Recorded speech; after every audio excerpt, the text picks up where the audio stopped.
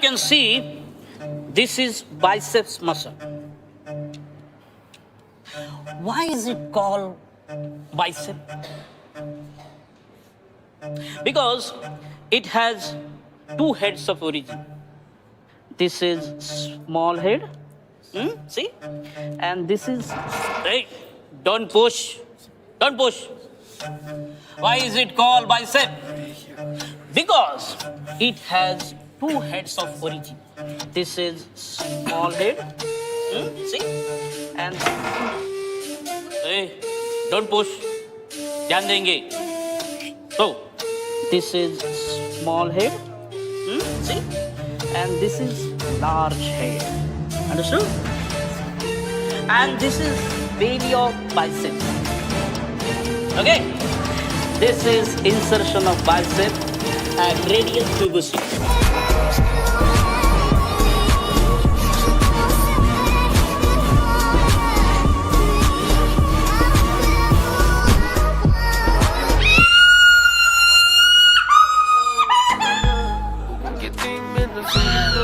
Bishan Singh, ready? Dr. Patil को उठाओ.